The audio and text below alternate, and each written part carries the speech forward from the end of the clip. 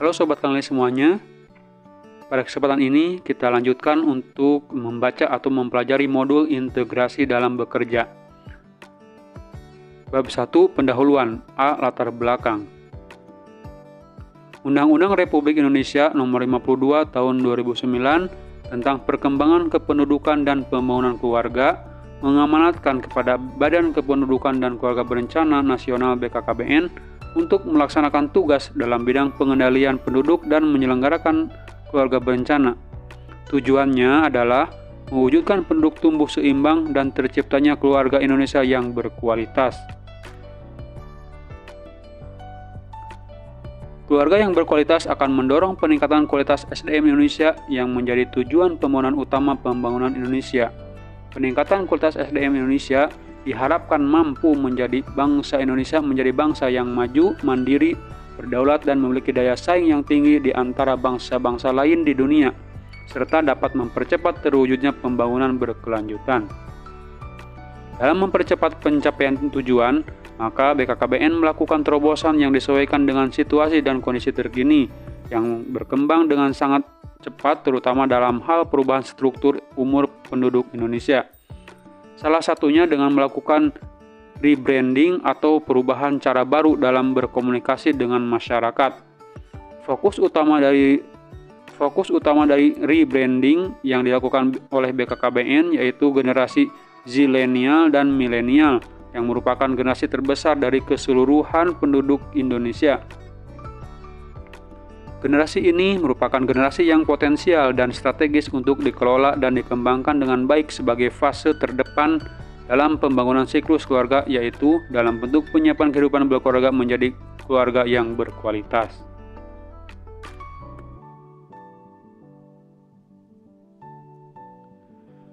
Rebranding BKKBN diawali dari sebuah perubahan dalam diri organisasi BKKBN sendiri, melalui perubahan pola pikir dan cara bekerja seluruh pegawai BKKBN untuk mencapai tujuan BKKBN 5 tahun ke depan, yaitu menjadi lembaga yang paling mempengaruhi kebijakan publik dalam hal pembangunan keluarga, kependudukan, dan keluarga berencana Bangga Kencana.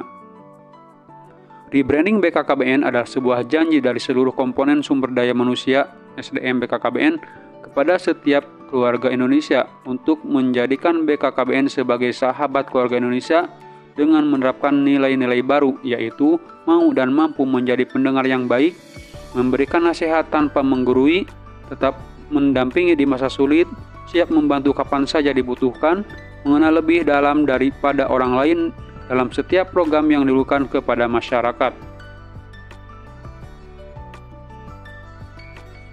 Salah satu komponen sumber daya manusia SDM BKKBN yang memiliki peran potensial dan strategis yaitu penyuluh KB yang bersinggungan langsung dengan masyarakat sebagai tenaga lapangan yang memiliki tugas untuk melaksanakan kegiatan penyuluhan, pelayanan, evaluasi, dan pengembangan program kependudukan dan keluarga berencana dan pembangunan keluarga, atau yang saat ini dikenal dengan program pembangunan keluarga, kependudukan, keluarga berencana, atau Bangga Kencana, kepada masyarakat.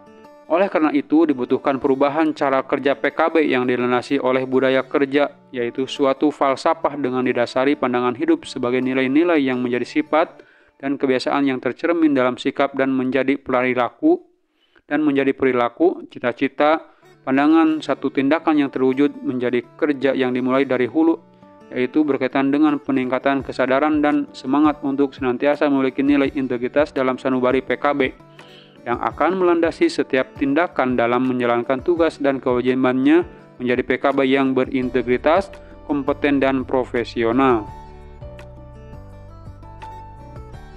Dengan adanya integritas yang tertanam dengan kuat dalam sanubari PKB, diharapkan tidak hanya mempengaruhi kualitas hidup PKB secara pribadi serta pencapaian organisasi BKKBN saja. Sebagai PKB dalam kategori keahlian, hendaknya mampu menjadikan integritas diri menjadi bagian dari budaya bangsa dan menjadikan ideologi Pancasila sebagai ideologi bangsa serta mampu menerapkan nilai-nilai integritas secara lebih luas. Dengan adanya integritas yang tertanam dengan kuat, Dengan adanya integritas yang tertanam dengan kuat dalam sanubari PKB, diharapkan tidak hanya mempengaruhi kualitas hidup PKB secara pribadi, serta pencapaian organisasi BKKBN saja. Sebagai PKB dalam kategori keahlian, hendaknya mampu menjadikan integritas diri menjadi bagian dari budaya bangsa dan menjadikan ideologi Pancasila sebagai ideologi bangsa, serta mampu menerapkan nilai-nilai integritas secara lebih luas lagi dengan mengedepankan kepentingan bangsa dan negara di atas kepentingan pribadi atau golongan. Mempunyai wawasan berskala nasional untuk ikut berkontribusi dan menginspirasi perilaku berintegritas, sehingga tidak hanya pribadi akan tetapi ikut mengajak lingkungan sekitar untuk berperilaku berdasarkan nilai-nilai integritas. B. Deskripsi singkat. Mata pelatihan integritas dalam bekerja sebagai PKB ini diberikan kepada para peserta pelatihan, yaitu pejabat fungsional penyuluh KB kategori keterampilan yang akan naik jenjang ke penyuluh KB kategori keahlian dengan durasi pembelajaran sebanyak 9 pelajaran. Mata pelatihan ini membahas tentang konsepsi integritas PKB sebagai ASN BKKBN, integritas PKB dalam konteks NKRI, serta sistem integritas publik. Strategi pembelajaran yang digunakan yaitu pembelajaran blended learning. Strategi pembelajaran yang digunakan yaitu pembelajaran blended learning dengan penggabungan antara pembelajaran mandiri, tatap muka secara virtual maupun langsung dengan menggunakan berbagai metode interaktif yaitu ceramah, diskusi, dan tanya jawab, studi kasus, serta bermain peran untuk mencapai tujuan pembelajaran. Yang C. Manfaat modul. Modul mata pelatihan ini diberikan sebagai salah satu bahan ajar yang dapat dijadikan bahan referensi untuk membantu peserta pelatihan dalam meningkatkan pemahaman tentang konsepsi integritas PKB sebagai ASN BKKBN, integritas dalam konteks NKRI, serta sistem integritas publik. Modul ini juga dapat disajikan sebagai bahan diskusi serta sebagai bentuk stimulasi awal dalam memancing diskusi peserta selama pelatihan. D. Tujuan pembelajaran. 1. Hasil belajar. Setelah mengikuti mata pelatihan ini, peserta diharapkan memiliki sikap integritas sebagai garda terdepan bagi kemajuan bangsa. Yang kedua, indikator hasil belajar. Setelah selesai mengikuti pembelajaran ini, diharapkan peserta dapat menjelaskan tentang A.